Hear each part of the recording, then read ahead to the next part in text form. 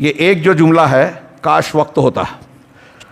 ہاں میں نے جمعہ میں ذکر کیا تھا کہ سب سے پہلا فرقہ مسلمانوں میں پیدا ہوا الگ ہونے والا بدعتی فرقہ خارجی خوارج کا، پھر قدریہ اور روافظ کا، پھر اس کے بعد منکرین صفات، کچھ کلی صفات کا انکار کرنے والے الگ الگ، پھر اہل تصوف صوفی، ان میں الگ الگ سلسلے، پھر باطنیہ آئے، سازشی لوگ آئے، منافقین آئے، اور نہ جانے کیا کیا ہے.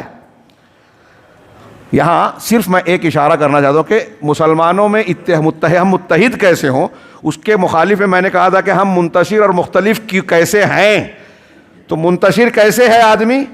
قرآن اور حدیث صراط مستقیم ہے، اللہ کے رسول صلی اللہ علیہ وسلم کا بتایا ہوا طریقہ ہے. جب بھی کوئی شخص اس سے ہٹ کر کوئی بدعت، کوئی اصول نکالا، خارجی اصول نکالا، صوفی اصول نکالا، تو اس نے اپنے اصول کو نکال کر رسول اور صحابہ کے طریقے سے الگ راستہ جہاں نکالا وہاں اختلاف پیدا ہوا، فرقہ بندی آئی، وہاں سے فرقے اسی طرح پیدا ہوئے ہیں صراط مستقیم سے کٹ کر الگ ہو کر. تو جتنی بھی بدعات ہیں، جتنے بھی نئے راستے ہیں، سب نے نئے فرقے بنائے، نیا اختلاف پیدا کیا. شیخ الاسلام علامہ ابن تیمیہ رحمہ اللہ کا ایک قول نقل کر رہا ہوں اس مقام پر کہ مسلمانوں میں بدعتی لوگوں کا نقصان جو ہے وہ کئی حیثیتوں سے کفار کے نقصانات سے زیادہ ہے.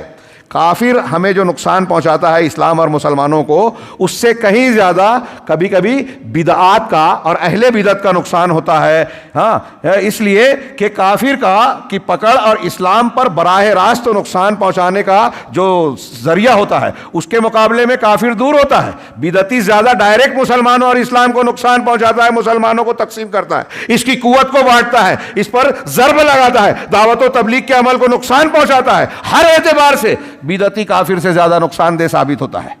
اور پھر آگے اس شیخ الاسلام علامہ ابن تیمیہ کا یہ قول نقل کر کے ایک عرب عالم نے کیا بات کہی کہ میں نہیں جانتا کہ اللہ کے رسول صلی اللہ علیہ وسلم نے خوارج کو کلاب النار، جہنم کے کتے کیوں کہا تھا.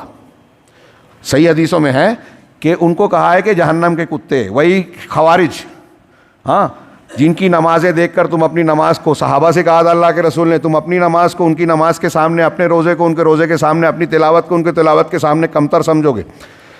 میں نے جمعہ میں خطبہ میں ذکر کیا، دین سے ایسے نکل جائیں گے جیسے تیر شکار کو چیر کر نکلتا ہے. ان خوارج کے بارے میں اللہ کے رسول نے فرمایا کہ جہنم کے کتے ہوں گے. ان کی اس حالت کو دیکھ کر آج کل ہمارے ہاں کچھ لوگ ایسی ظاہری چیز دکھاتے ہیں تو ہمارا نوجوان لائک کرنے لگتا ہے. بدعت و خرافات اور منہج میں اگر بگاڑ ہے تو کوئی کتنا بھی مشہور ہو جائے، کتنی بھی بڑی تفسیر لکھے، تدبر لکھے، تفہیم لکھے، ہاں خلافت و ملوکیت کے نام پر صحابہ کرام کو نشانہ بنائے، رافضیوں کا اعلی کار بنے، کوئی انجینئر ہو، کوئی ندوی ہو، کوئی فلاں ہو، نام اور شہرت کی بنیاد پر ہم کسی کو اچھا برا نہیں کہیں گے. یہ اللہ کے رسول کہہ رہے ہیں کہ خارجیوں کی نماز بہت اچھی ہوگی تمہاری نماز سے، لیکن ملے تو مار ڈالنا، قتل کر دینا. اور ان کو کہا کہ یہ جہنم کے کتے ہیں. عرب عالم نے کہا کہ میں نے سوچا، غور کیا کہ اللہ کے رسول نے ان کو جہنم کے کتے کا لقب کیوں دیا.